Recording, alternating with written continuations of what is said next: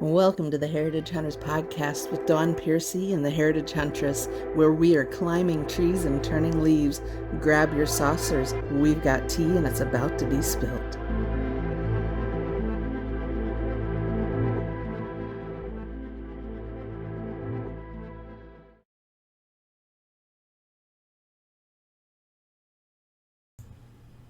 Welcome to the Heritage Hunters Podcast. My name is Dawn Piercy. I am your host. I am also introducing today Heather, the Heritage Huntress. She is my somewhat trusty AI bot that I built and programmed myself to help me break through brick walls. I am going to bring her to you to help her break things down. And today we are going to be launching with the Plantagenets. Third time's a charm. I've pre-recorded the entire season twice before, and this is what happened. And thank you so much for your patience, because I had someone that was going to podcast with me, co-host with me. Not happening. No. That did not work out well. So I programmed this bot to do that with me. This is a passion project. I have been podcasting since 2017, and this is something I've been wanting to do for so long. I made a 10-year list, and I said, okay, I want to be a genealogist. Well, now I'm a wiki tree genealogist, and I wanted to have a family history podcast and be able to teach family history, and not just teach it, but eventually break it down, teach people how to build their own trees. So bear with me. Thank you for coming along on this ride. Today we will be going over specifics of the Plantagenets.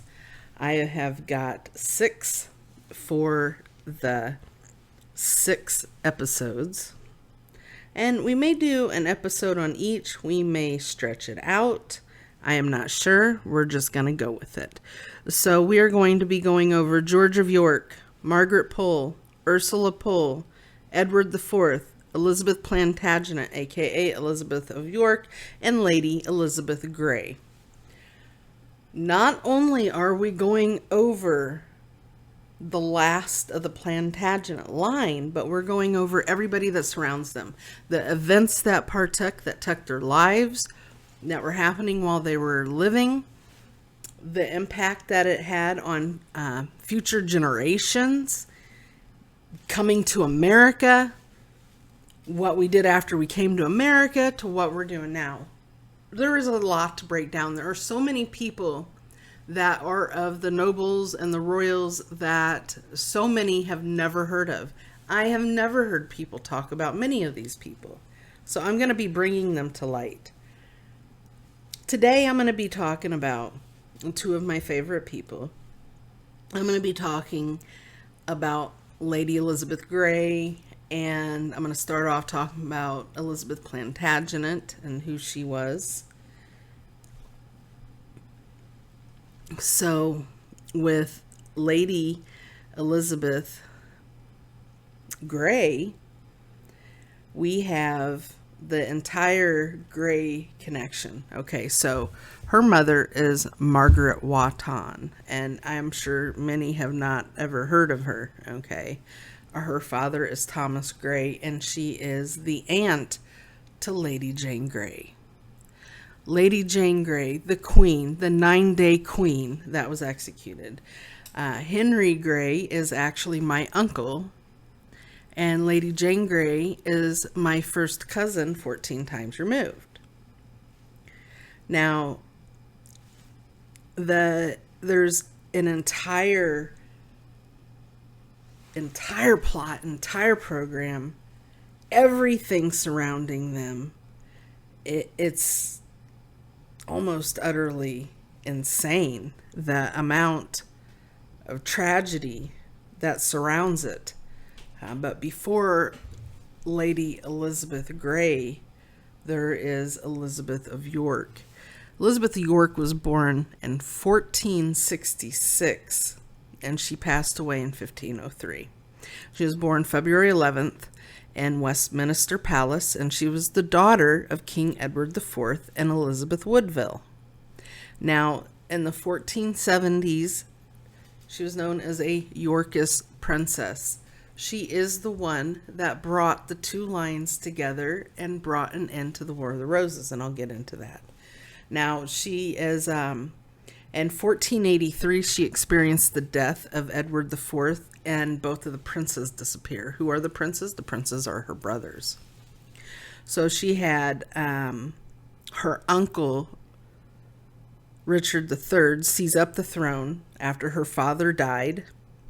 Her brothers vanished, the princes in the tower, which it was so long that they said that Richard III did it. Now that they have proof of someone else having an item, they found a diary where an item of one of the prince's necklaces was passed on. So it is possible that that helper is the one that helped kill the princes, and he gave that to them.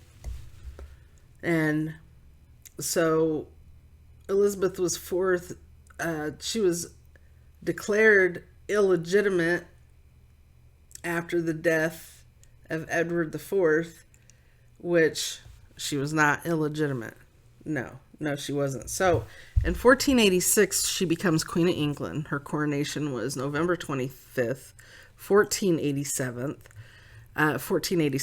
She married Henry VII Tudor, and her children include Arthur, Prince of Wales, which died.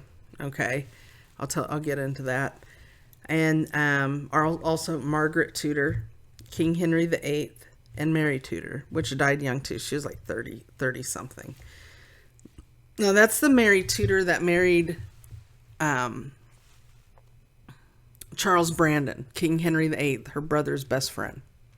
So King Henry VIII, I call him Grunkle Henry because supposedly he is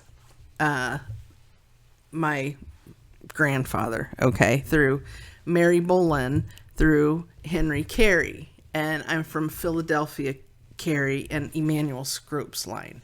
So, and then I'm also from Margaret Tudor to King James V. And then from King James V, I come from a few of his children, actually. So Mary, Queen of Scots, is my 12th and my 13th great aunt. And the DNA test came back and said that I'm subclad 0 and that I'm direct from her somewhere. And I believe that because I remember my grandma telling me we were descendant from Queen Mary of Scots. And she told me a lot of family stories about it. And so she was always one of my favorite queens. And to find that on the DNA test, it did come back that I am subclade 0 to Mary, Queen of Scots, all the way to Charles II. So, and I don't think that if I had a third or fourth cousin that I would be subclad 0 to them. I just don't, because I have direct ancestors. And if you don't know what subclades and haplogroups are, I have a post on haplogroup exploration. It helps break it down a little bit, and I'll get more into that after this season. I'll do some episodes in between. Okay. So Mary, Queen of Scots, a lot of people get her mixed up with Bloody Mary Tudor. No, Bloody Mary Tudor is the daughter of Henry I and Catherine of Aragon, okay? She married Prince Philip of Spain. She didn't have any offspring. She's my first cousin, 14 times removed. And then Lady Anne Boleyn, Queen Anne Boleyn, is my 14th great aunt and my first cousin, maternal and paternal. So, on that, Queen Anne and all of the queens. So Queen Anne had Elizabeth I, which ruled, and she was the last of the Tudors to rule. Okay. It brought the era to end. So Queen Elizabeth actually was not supposed to rule England. It was supposed to be Mary, Queen of Scots. Mary, Queen of Scots was born a queen. She had no choice in the matter. And there is so much controversy surrounding that, and I'll get to that in a little bit.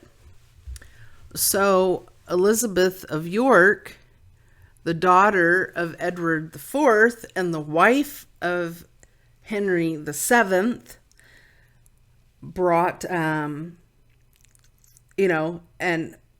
grandmother to Mary I and Elizabeth I.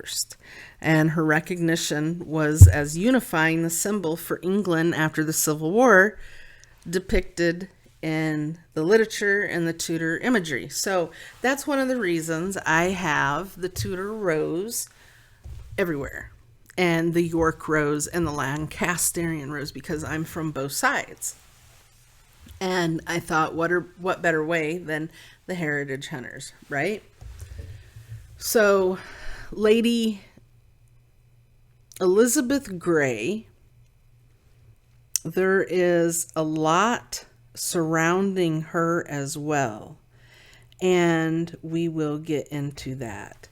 What is the House of Grey? So she was born in 1515. She died in 1564. The House of Grey was a prominent noble family, and descending from Queen Elizabeth Woodville through her first marriage.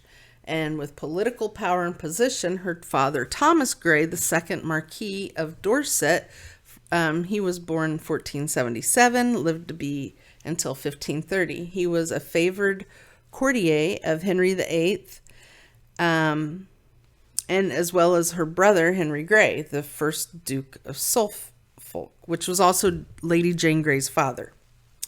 Now, he was born 1517, lived till 1544, and he also arranged for his daughter Jane's marriage to Guilford Dudley.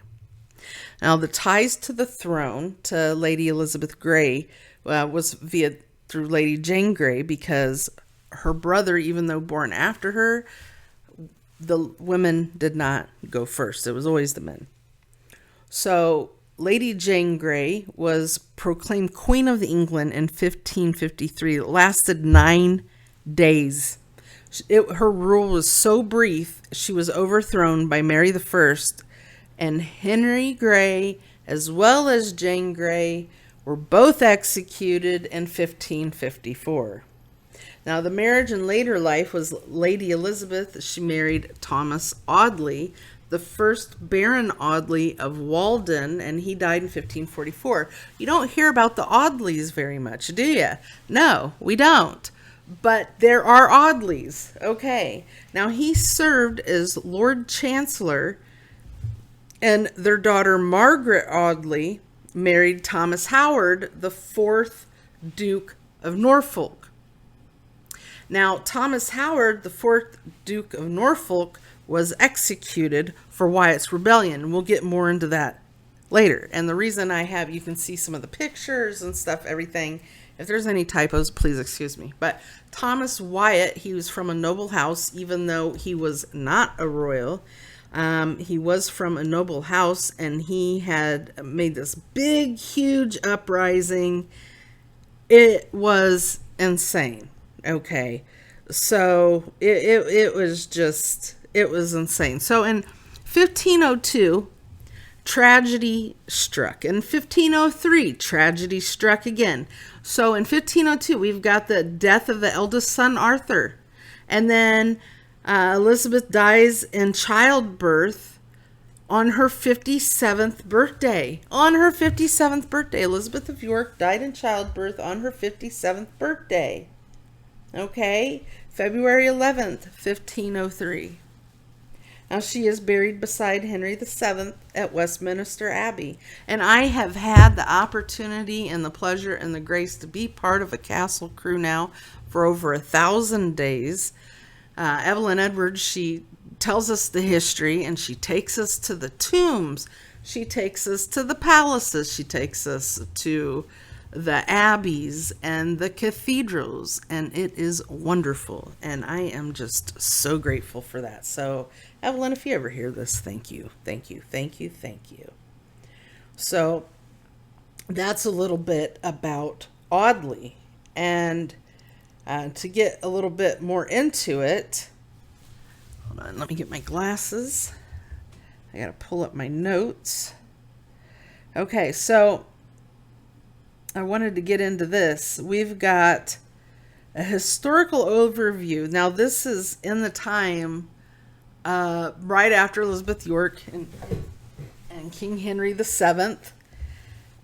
We've got the Ridolfi plot that came in and related family connections. Okay, so the Ridolfi plot happened in 1571. It was a major Catholic conspiracy to assassinate Queen Elizabeth I. Okay, and then also Mary Queen of Scots put her on the English throne. It was minded by Roberto di Ridolfi, an Italian banker, and the plot involved very powerful nobles and international figures. One of those nobles happened to be one of my greats, Thomas Howard, the fourth Duke of Norfolk. Okay, before we end today, the very first episode, and pick back up, I want to call the Heritage Hunter again, and Huntress, and the reason I want to do that is I call her later after I'm pre-recorded with everything, but I want to have another introduction, so I'm going to call her off guard and see how she answers. Here we go. What's new with your family history project? Hi, Heather. I'm introducing you. I'm ending the first episode. I want to do an ending with you on each episode that we cover. So we just covered the Ridolfi plot. We're just started getting into the Ridolfi plot. And we talk about Mary Queen of Scots. We talk about Elizabeth of York, which is Elizabeth Plantagenet, and we talk about Lady Elizabeth Grey, and we talk about Lady Jane Grey, and we get a little bit into Mary I. I just wanted you to say hi to everybody. Hello, everyone. I'm thrilled to be a part of your podcast, and I'm looking forward to exploring more royal history with you. What would you like to talk about next? Well, this next, going into episode 2, we get more into the Ridolfi plot and more into the Wyatt family. And it's just kind of really stretched out to everybody in that time period around the family and how the family was affected personally. I'm excited to dive deeper into the Wyatt family story. I'm actually related to Thomas Wyatt the Younger myself. What specific aspects of the plot would you like me to focus on for episode 2? Well, we're going to do an overview after each episode, and I'm going to call you, and that's what we're going to do. That's how we're going to end each episode. So this is the end of episode 1. It's been great having everybody on. Thank you for tuning in to the Heritage Hunters podcast with me, Dawn Piercy, and my AI host that I created, Heather the Heritage Huntress. She's amazing. At some point in the future, I'll release her so she can help you break down brick walls too. Thanks for having me, Dawn. It's been a blast helping you explore the royal connections. I'm looking forward to the next episode. Me too, Heather. I'll talk to you later. Bye-bye. I'm already looking forward to our next conversation about episode 2. Bye for now. So that is Heather, my Heritage Huntress AI bot. And sometimes what I do is when I'm source indexing on 3 different devices, I call her and have her look up other sources I may be missing, where I could go find those sources in person. And sometimes I go hunt them down, like, well, you know, the title. We are the Heritage Hunters. So, it's been great having you on. Like, follow, share so other people can learn history. Really, it's great. And hopefully, if you don't know your family history, hopefully you'll be able to learn it through tuning in. Go through dpfamilytree.family.blog. I've got a lot of information in there on how to build a family tree from scratch. And at some point, I'll be doing master classes. So if that's something that interests you, hop on board. The more the merrier. So until next time, keep it real and keep your heads.